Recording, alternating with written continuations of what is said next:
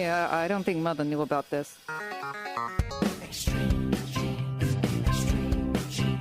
Uncle Marvin was strangled by his own beard.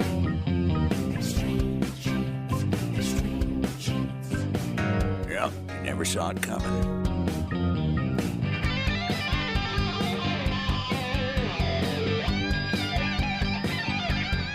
And welcome to America's Family History Show, Extreme Genes and ExtremeGenes.com. It is Fisher here, your radio root sleuth, on the program where we shake your family tree and watch the nuts fall out. So who do we have on the show this week? A couple of great guests, as always. Bonnie Wade Mucia is going to join me. She is with the Mayflower Society, the General Society of Mayflower Descendants, talking about the Silver Book Project. And this is an amazing resource for people who are descended from the Mayflower or not. You're going to want to hear what she has to say about where they're going with this. Plus, later in the show, one of my favorite 50 interviews of all time, Patricia Heaton. Yeah, she was at Roots Tech back in 2019, and I got to sit down with her. She was delightful, and you're going to want to hear what she had to say. And if you haven't signed up for our weekly Genie newsletter yet, now is the time. Go over to our Facebook page or ExtremeGenes.com. Get signed up. It's absolutely free.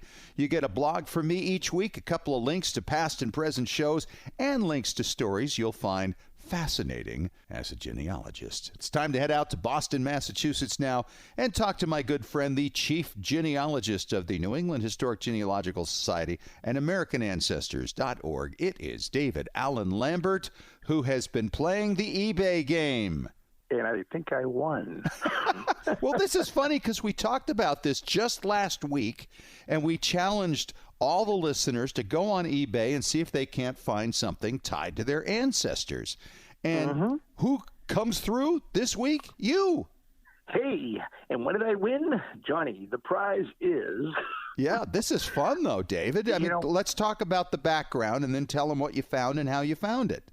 Sure. So I'm in the Massachusetts Sons of the American Revolution under my ancestor, Captain Jonathan Poor, who marched on Lexington and Concord, served throughout the war. And in my kitchen hangs a wooden reproduction tavern sign for his tavern that he had in Newbury, Massachusetts. And I've known about it for years. He's my fourth great-grandfather, and it kind of spurred a lot of stories. And every so often I'll go on the eBay and I'll look for a copy of the sign and tell my cousins, hey, listen, you can get one for $10. So a lot of cousins have a copy of the sign that was done back in the 60s. But last night I was searching for one, and I said, that's a glass coffee mug with a gold foil seal of the tavern sign on it. What is that? And I talked the dealer down to $9, and it's in the mail today. Isn't that fun? Yeah. So this is the sign that hung by the tavern of Jonathan Poor, and it's made into a gold foil on a coffee mug, and you found it on eBay, and you got it for $9. Mm-hmm. Have you ever seen one of these before? I've never, ever laid eyes on one. Apparently, it's from a set of tavern sign mugs that were made back in the 60s from what the dealer described, but I've never seen one. And I'm delighted it will have a place of honor in my china cabinet. Yes. And I can raise a glass to my fourth great-grandfather, literally, on his birthday now. Amazing. That's a great story. All right, let's get on with our family histoire news today. David, what do you have? Well, Ancestry.com is always innovative with new discoveries and things that we can use in our genealogy. And that includes notes, our own notes, because you can now see them displayed on your DNA results, which is great. Yes, and they've also added in there the percent of DNA that you share, along with the amount of centimorgans that you share with the DNA match. So it's just a little bit cleaner and a lot of stuff that's just more available to you right up front. So it looks nice. It's great stuff. Well, I'm always delighted when I can find out things of my ancient ancestors. So I know we've compared how much Neanderthal we have from our 23andMe results, yes. But I just want to let you know that toothpicks were used by Neanderthals. They found this by wear on teeth from teeth found in a cave belonging to one said Neanderthal. So, hey, when you pick one up at a restaurant, it's a family tradition. I'm sure they handed them out at all the cave restaurants back in the day. Exactly, and especially in drive-through. You never know what you're going to find on eBay. Well, this time it's something that was found during the Civil War. Well, actually pilfered during the Civil War by an Ohio Union veteran while in North Carolina stole their copy of the Bill of Rights. It had a long history. The soldier sold it for $5. It ended up in a lawyer's office. That lawyer's descendant sold it for $200,000 to somebody who was on Antiques Roadshow.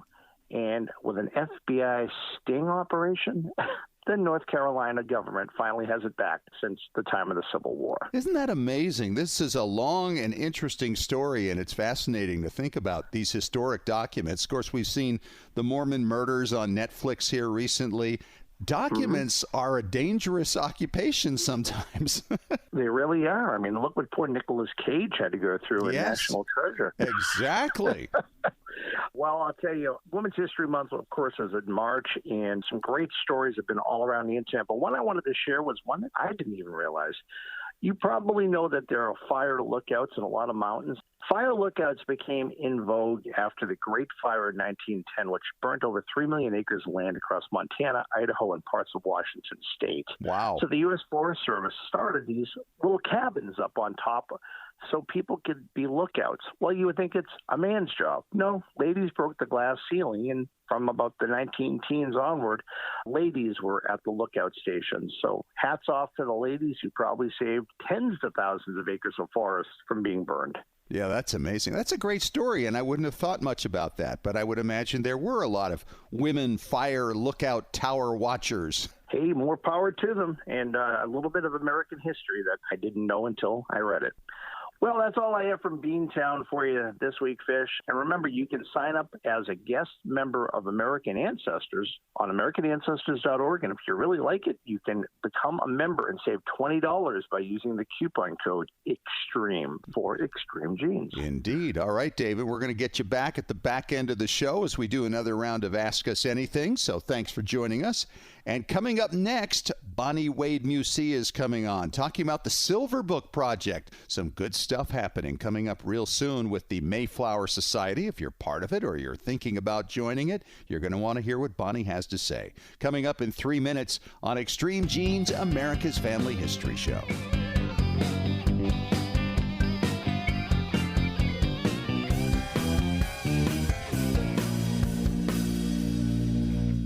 Anytime is a great time to learn more about your family. Did you miss Roots Tech Connect this year? It's not too late to experience Roots Tech classes, keynotes, and how-to content. Just visit rootstech.org to see what you missed and to experience Roots Tech Connect on your own timetable. Select inspiring and insightful messages that will help you in your pursuit to connect with and share your family story in new ways. You can then use the free resources found at FamilySearch.org or the Family Search Family Tree app to have a deeper personal experience getting to know your family, past and present.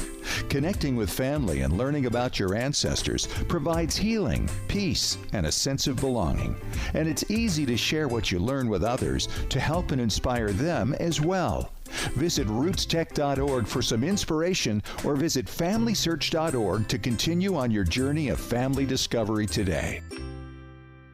At Legacy Tree Genealogists, we provide families like yours with the stories of your ancestors, a legacy that will be cherished for generations to come. Legacy Tree Genealogists provides genealogy research for clients worldwide, helping them discover their roots and personal history through records, narratives, and DNA analysis. And when your research requires access to on-site archives in the countries your ancestors lived, Legacy Tree Genealogists has researchers in more than 100 countries around the globe who know the local language and how to get their hands on the records you need. Legacy Tree Genealogists is the recommended research firm of genealogy industry leaders worldwide, including MyHeritage, 23andMe, and more. Check out what our clients have to say. Absolutely the best. They communicated through the entire process, and my report arrived on time. The story of my family with supporting documents was very fulfilling. Tom G. Google review. Don't wait any longer. Request your free quote today at legacytree.com. Legacy Tree Genealogists. We do the research. You enjoy the discoveries. Well, Genies, what a time we're all going through right now. And with all this time on our hands, you probably agree the best lemonade we can make out of this is to sharpen our genie axes and learn how to extend our family trees, gather more photos and documents, and discover those remarkable family stories our descendants can benefit from for generations. Well, I have more time now, too, and I want to help you learn what you need to know. That's why I've created a new Facebook group, Genealogy and Family History Breakthrough Strategies. I'm so pleased that so many of you have already signed up and are helping us to create a supportive community of family history researchers. On this page, we can brainstorm and share ideas on how to tear down those brick walls that we all have. So feel free to join us. The Facebook page again is Genealogy and Family History Breakthrough Strategies. Feel at home with others who live in our genie world and want to make the most of this unique time. Genealogy and Family History Breakthrough Strategies. Join us.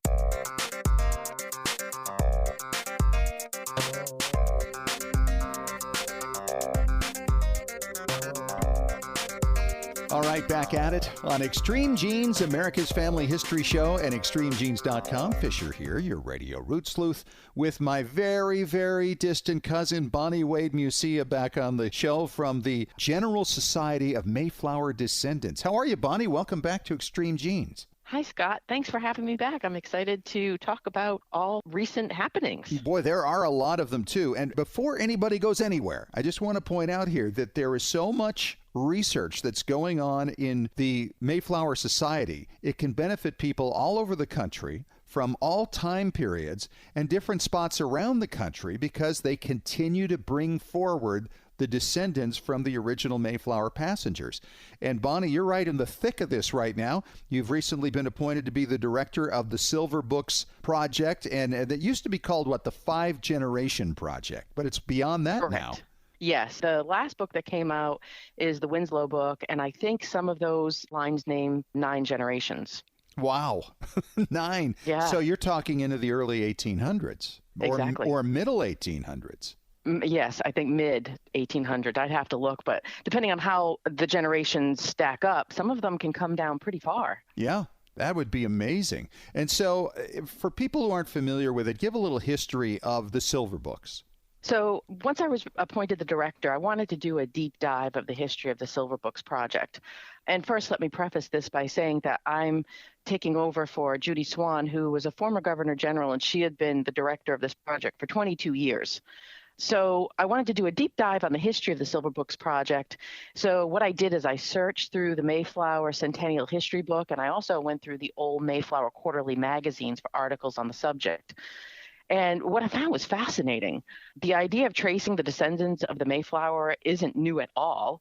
Matter of fact, George Bowman was the founder of the Massachusetts Society, and he announced in 1899 that his goal was to trace descendants down to his own time. So we're talking about the turn of the century. He wanted to trace descendants of the Mayflower down. And he spent decades researching and publishing that. And in 1956, he published what was called the Family of the Pilgrims. At that same time, during those years, another historian in California, Herbert Folger, wanted to catalog descendants. And in 1920, he compiled manuscripts that filled 82 ledgers. And he published what he called the Folger 4-Generation Pamphlet. Can't imagine how big that pamphlet was, but with 82 ledgers, it probably was bigger than a pamphlet. And then in the 20s and 30s, Dr. Frank Califf of the Rhode Island Society compiled 41 manuscripts of family group sheets showing Mayflower descendancy. And his work was kind of the jumping off point for the William White book. And then in 1932, the Historian General William McCausland started compiling the Mayflower Index. So what he did is he took approved lineage papers and he made an index list of the names appearing on those lineage papers. So that was kind of like the starting point for what happened in September of 1959. The Oklahoma historian, and he was later the Governor General, Lewis Neff, he proposed a resolution, and it said in the Mayflower Quarterly, for, quote, publication of tracing out 5 generations of all the descendants of Mayflower passengers. And hence the 5-Generation Project was born. Some people call it the 5GP. Yeah. And this went on for a long time, didn't it? I mean, it went in a couple of decades, it seems to me. Yeah. So the process was tedious. Of course, it was conducted by volunteers, and they were doing everything the quote old-fashioned way. They didn't use computers. Everything was done by hand. They were typing things. So it took them about 2 decades, and they were asking for help in the Mayflower Quarterly magazine on specific branches and locations, and people would snail mail their stuff in. The first volume was hoped to be ready by 1970. And in 1970, the project hit a big snag when the then editor, Lucy Kellogg, she was in the process of typing up the volumes, and she died unexpectedly. Ooh. Somebody had to go in and get all of her boxes, and I think they had I want to say 14 boxes or maybe even more of information that they had to mail to Plymouth, and people had to go through it. So the project got temporarily put on hold. And once that happened, the people were going through it. In 1971, the project officially became known as the Mayflower Families through 5 generations. And even today, that's what you see on the spine is Mayflower Families. But the first volume came out in 1975. So it started in 59, and 75 was the first volume. Wow. And it's still going on today, which is absolutely amazing. And you've got 5 generations all documented. So people who want to join the society, all they have to do is get back to, I want to say the mid-1700s with these books, because that'll take you the rest of the way to the people you're descended from. That's right. All you have to do is prove to somebody in that book. And today we have 22 volumes of the families, and each family has multiple parts. We have 42 books in the whole catalog.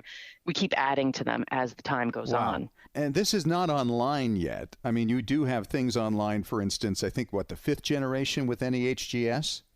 Yep. The 5th generation database is on NEHGS, and that covers a time period from 1700 to about 1880, again, depending on the generations and how they fall. So that's great. And then hopefully in time, we'll see more and more of these descendant lists winding up online, which would be fantastic. Otherwise, you really need to go get a hold of the books. And of course, people can buy them in a lot of places, including Amazon and eBay even, right? But they're in all the major libraries. They are in most of the major libraries, genealogy libraries. The Mayflower Society has them all for sale. There are a couple volumes that have been superseded. For example, that first volume, 1 and 2, those ended up going into other books because the first volume was Francis Eaton, Samuel Fuller, and William White. So they ended up getting their own book. So they're out of date now, and all those passengers have their own books. Wasn't there something with a different publisher on one set, and so it's a little bit off in terms of where you can get access? So the first 4 Howland children, because the Howlands had 10 children, and the first 4 Howland children was done by Elizabeth White, and that was published by Picton Press. She passed away, and Picton Press went out of business.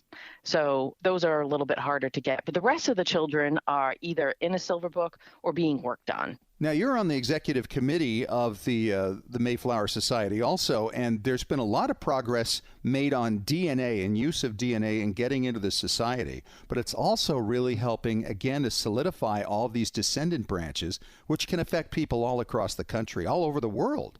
Yes. So there is the Mayflower Project on family tree DNA, and they've made extensive strides with a lot of the passengers because, again, we know exactly who was on that boat. There's only 26 families that you can be descended from. So they have the Y DNA of a number of the male passengers, and they have the mitochondrial DNA signature of a number of the female passengers as well. So where would somebody tie in, say, using autosomal DNA?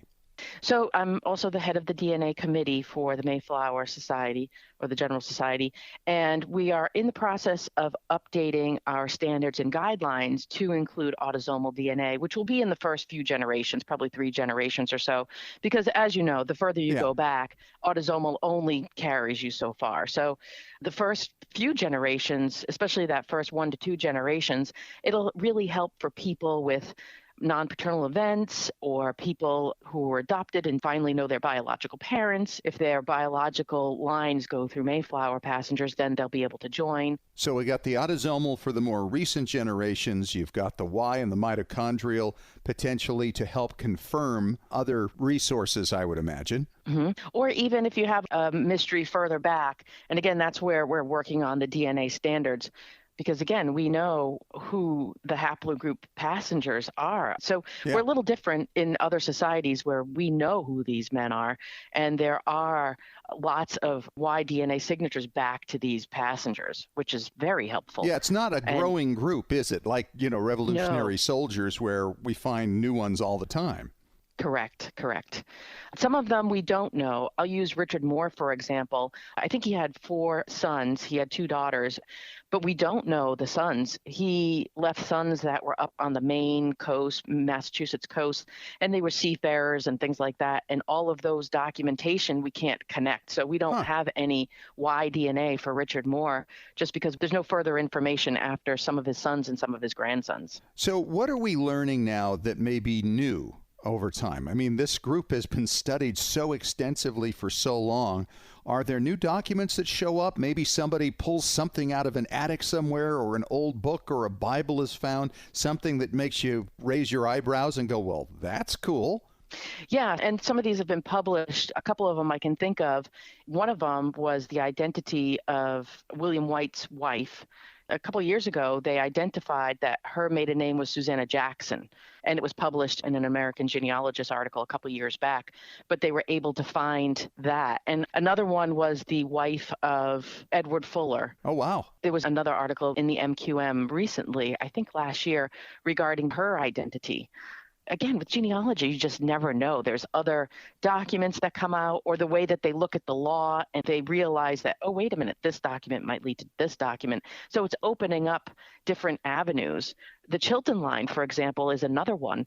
They've identified another daughter that stayed in Holland and went on to have children and descendants all in Holland, and that line has been identified now. Wow, and that's all eligible for the society. That's amazing. Well, this gives us all a good idea, though, of the fact that no matter what your line is, whether you're Mayflower or not, there's new material that's always coming out, no matter how extensively any group has been studied. And the fact that so much of it is online now just makes it an incredible resource that's continually growing. Yes. She's Bonnie Wade Mucia. She's on the executive board of the General Society of Mayflower Descendants. A lot of great things still happening with that little group. Thank you so much, Bonnie. Appreciate it. Thanks, Scott. I appreciate being on. This was fun. And coming up next, it's another of my Fisher's Favorite 50 from my favorite 50 interviews of all time. It's a visit with Patricia Heaton, the actress who was a keynote speaker at our 2019 Roots Tech. That's coming up in 5 minutes on Extreme Genes.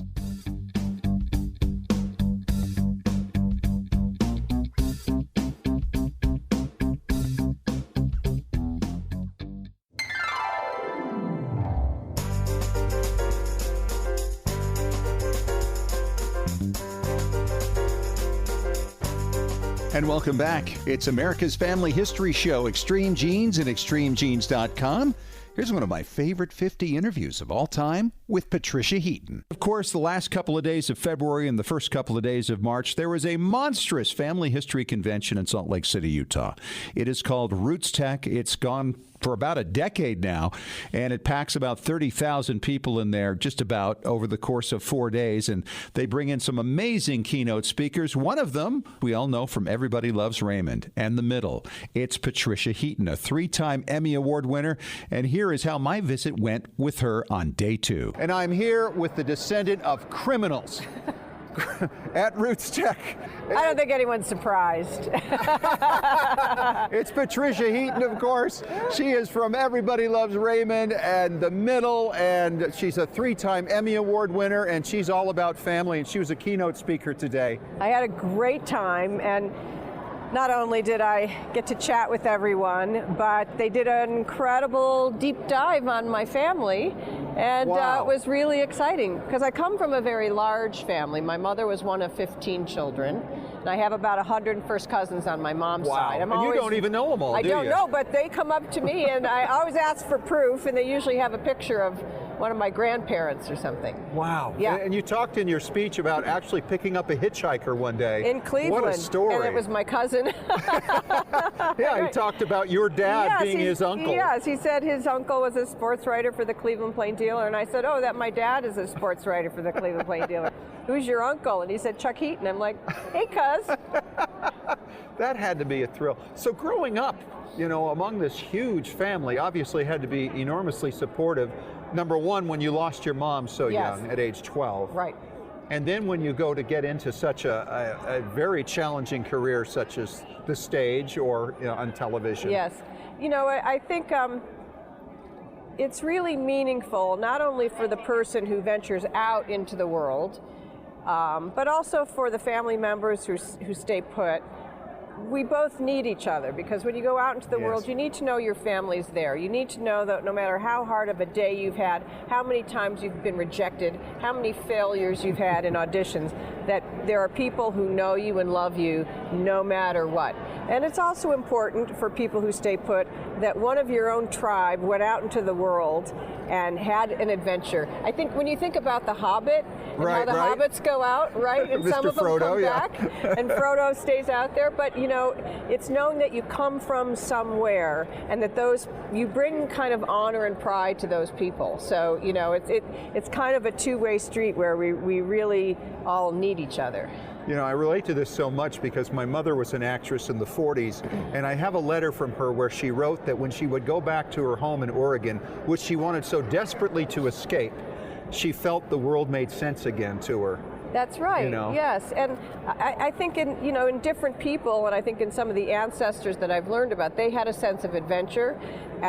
You know, they left Ireland or they left Germany to come to America to better themselves and to see the world. And so there's people in the family that have that spirit, but you also need people in the family who are there to keep the home fires burning and to know that you always have a place to come back to. Yeah, absolutely. Now, when you went through the big reveal, and I could tell through your whole talk, you were really excited about getting to the end so you could get that. I mean, you must have been anticipating this for weeks. Yes. Right? Yes. What were your thoughts as Family Search went through all their discoveries about your family, and what did you feel? Well, it just gave me chills, you know, to think that you're a part of history. We study history in school, and it's always something that happened back then to those people. But when you start seeing your own family, you realize you are a part of that. That's right. And so that's really exciting. And I was very excited to hear about Simon, one of my Irish relatives, who is a bit of a scoundrel. In fact, I think he probably left Ireland because he might have been run out of Ireland. Well, yeah. Well, I saw that a bunch. There are several crimes. They put it very nicely. Removing materials. You mean theft? Yeah.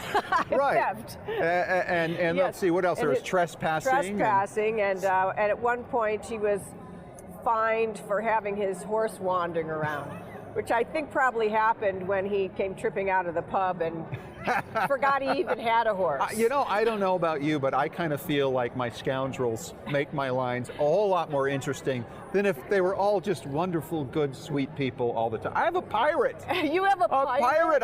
And he was a bloodthirsty dude, too. My and it's just like, okay, I don't know that I approve of what he did, but I'm really glad he's on my tree. You know what I'm saying? I think it does add a little color. Yes. And I think a lot of us... Blood red. Yeah. Right. And, you know, I think you get a little... you know, there's something in the criminal personality that we all kind of need. It's that sort of like no fear and kind of like maybe breaking the rules sometimes, but you have to do it in the right way, right? Well, it's interesting because, you know, you are a very high-profile Hollywood actress, and yet I don't recall anything truly controversial about you ever. You're just beloved, and I think it has to do with your sense of family. You played a family person, you know, the housewife, the mother, and that's what you got your first Emmy for, right? Right, yes. And, you know, also, I'm very connected to my family in a sense that I carry that family name.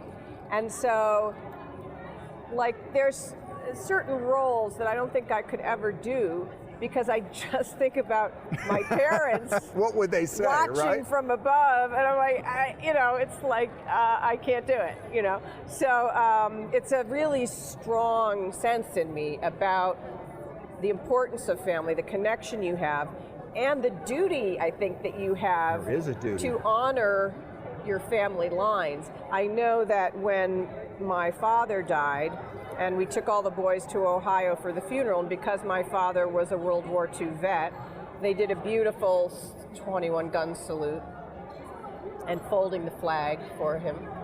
And I said to the boys, okay, so this is your grandfather, and you carry that part of this family name, and you see how he's being honored here, and you always have to remember that, and remember that you also have to bring honor to the family. So, and to him. Yes, and to him. Because look at what he's done. So I think kids need to have that sense of where they come from, and that they are carrying generations with them. That's right.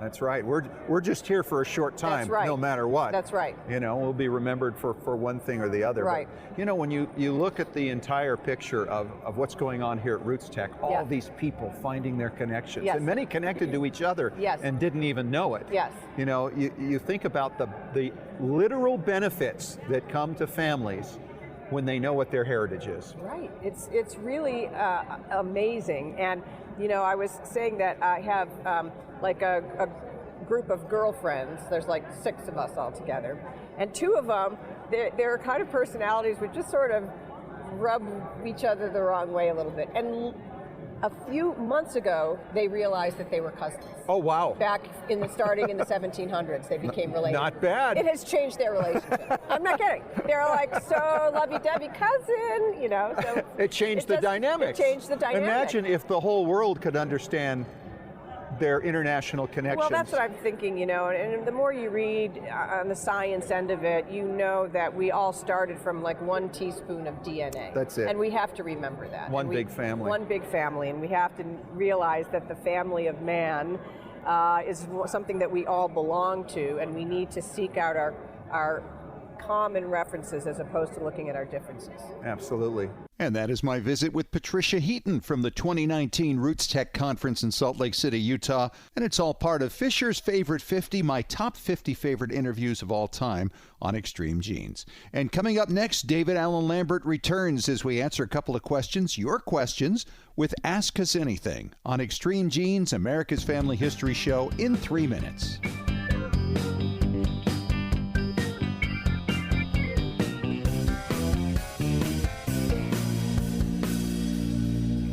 At Legacy Tree Genealogists, we provide families like yours with the stories of your ancestors, a legacy that will be cherished for generations to come. Legacy Tree Genealogists provides genealogy research for clients worldwide, helping them discover their roots and personal history through records, narratives, and DNA analysis. And when your research requires access to on-site archives in the countries your ancestors lived, Legacy Tree Genealogists has researchers in more than 100 countries around the globe who know the local language and how to get their hands on the records you need. Legacy Tree Genealogists is the recommended research firm of genealogy industry leaders worldwide, including MyHeritage, 23andMe, and more. Check out what our clients have to say. Absolutely the best. They communicated through the entire process, and my report arrived on time. The story of my family with supporting documents was very fulfilling. Tom G. Google review. Don't wait any longer. Request your free quote today at legacytree.com. Legacy Tree Genealogists. We do the research. You enjoy the discoveries. Well, Genies, what a time we're all going through right now. And with all this time on our hands, you probably agree the best lemonade we can make out of this is to sharpen our genie axes and learn how to extend our family trees, gather more photos and documents, and discover those remarkable family stories our descendants can benefit from for generations.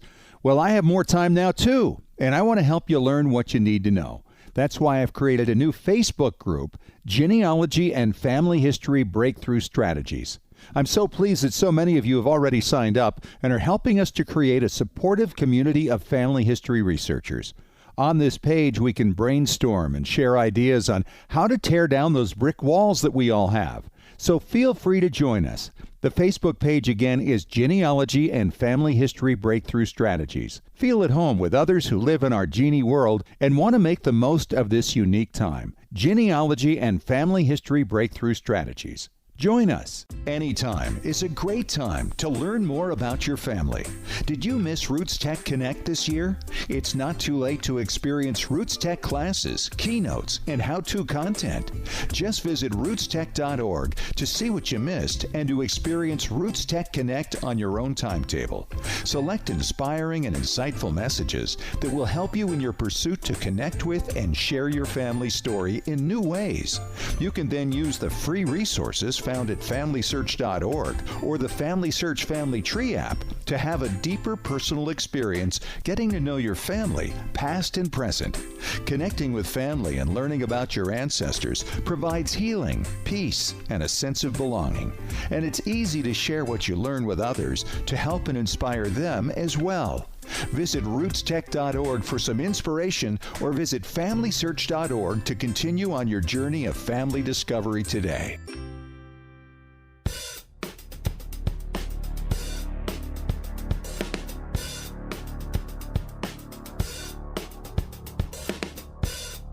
Let us continue. It is Ask Us Anything on Extreme Genes, America's Family History Show, and ExtremeGenes.com. Fisher here, your radio root sleuth with David Allen Lambert, back from the New England Historic Genealogical Society at AmericanAncestors.org. And David, our first question today comes from Lori Jenkins in Salt Lake City, Utah. And she says, guys, what records from World War I are there? And did we lose any in that fire in 1973? I'm working on my uncle's history. I'd appreciate whatever you can tell me. Dave, what do you know? Yeah, that fire in 73 was disastrous, and I'd say you really do have to muster up a variety of resources to kind of research guys who are in the U.S. Army or the Army Air Corps. And, of course, anything for the Air Force prior to 47 was also destroyed. So the records for the U.S. Army starting in 1912, and, of course, through the end of World War I through 73, are burnt. Now, there are surviving burnt files. Now, it doesn't mean that there's going to be anything more than a fragment or maybe nothing at all, but you can inquire in St. Louis at the Personnel Records Center to get a copy of the burnt file if it exists. Wow. Funny thing is that in that building, there are surviving records from the Marine Corps. The Navy's records survive. In fact, one of the great things, if you have an ancestor who was in the U.S. Navy, at the National Archives in Washington, D.C., every surviving deck log of a Navy vessel from the 1700s straight on through to December 7th, 1941 are at Archives 1. So you can find, if your ancestor was on the USS Arizona in World War I, because it did exist, the keel was laid in 1916, you might find that they have those deck logs, and you can find out day-to-day longitude and latitude where your sailor was.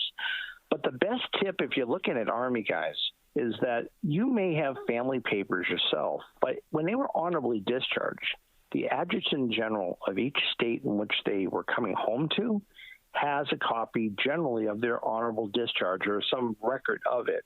So contact the Adjutant General's office or the National Guard archives in your state, and you may find that your World War II or, in this case, World War I ancestor might have some surviving records. And, of course, if they were in the VA, there's records in the VA hospitals, et cetera, as well. Wow, David, that is a lot of stuff. So we have the Navy, right? We have the Navy files, and I've actually obtained a couple of my uncles from World War II. But those deck logs are fascinating because each of my uncles was in the different theaters. One was in the Pacific, the other was in the Atlantic. And you're saying then I could actually go through and see where they were every single day from their ship? You can. If it's in World War II, however, those are at Archives 2 in College Park, Maryland. So as soon as December 7th happened, those deck logs are in a different repository. And the other thing is Marines. A lot of Marines are attached with Navy vessels. Now, my grandfather, who was in the Marine Corps in the 1920s, I've looked at the deck logs of the USS Galveston, a cruiser that he was on in the Caribbean back in the 1920s. But his actual stationed muster rolls, it may be on a vessel or be it at a base, you can find U.S. Marine Corps records from that era of World War I, World War II on Ancestry. Another thing is newspapers. Remember, your soldier is going to go off to war. If it's a small-town paper, there may be a send-off parade, or when they return home, there could be a great article, or there could be letters that he sent home that the local newspaper published. You know, I've just finished actually writing a book on my mother's family during World War II, and I incorporated all of those things, letters and newspapers, as well as histories of what was going on in the various theaters that my uncles were fighting in. So, yeah, can really start to coordinate these things into a timeline, and I'm always talking about timelines, you learn so much, and suddenly letters start to make sense when you understand where people were and what was going on at the time. So it's a great question. Thanks so much for it, Lori. We've got another one coming up next when we return with Ask Us Anything on Extreme Genes, America's Family History Show.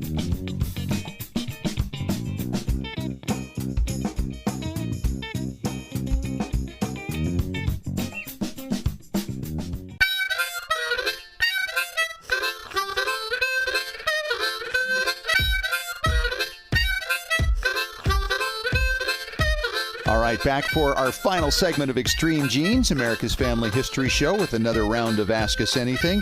David, this question comes from Hank Lindstrom in Las Vegas, Nevada. We got some Westerners checking in this week. Hank writes, Fisher and Dave, love your show. I'm a newbie to family history. Congratulations, Hank, and welcome to it. And I want to know how I might know where my ancestors' houses were located. Thank you so much, David. Wow. Okay, well, that's a heavy question with lots of avenues. Yep. So, of course, the first thing you want to do is look at the Registry of Deeds. You want to look at the grantee when your ancestors buying the land, first of all. And that land where that house is could have been government land. So the Bureau of Land Management may be how you find the land, too. The other thing is they're going to sell it eventually. Now, when they go to sell it as the grantor, you're going to find the description of the property, and it should echo the same origin when they bought it. So the descriptions, the meets and bounds, like west on Scott Fisher's property, east on Dave Lambert's property, south on John Smith's property. Over by the tree. Exactly. Oh, yes. The earlier They always do these things. Yes, they're fascinating. Descriptions are crazy. Over by a white oak tree. Well, that's great in 1710, but if that 400-year-old tree is still standing, you're lucky. Buy the cart in the middle of the Walmart parking lot, turn right. Right. Yeah. So, I mean, that's a good way to look for land. I mean, a lot of times if it's historic, your local historical commission in a community would know about where the old houses are, historical societies. You might be able to just Google search, where was the old Lindstrom property in, say, Denver, Colorado? And that might be of use to you in your research because you don't have to do all that groundwork. Somebody's already done it for you. The other thing that I find useful is when your ancestor dies, his or her probate may say what real estate holdings they have. And in the case of one of my ancestors, I went one step further. He had, in 1811, $2,500 worth of debt.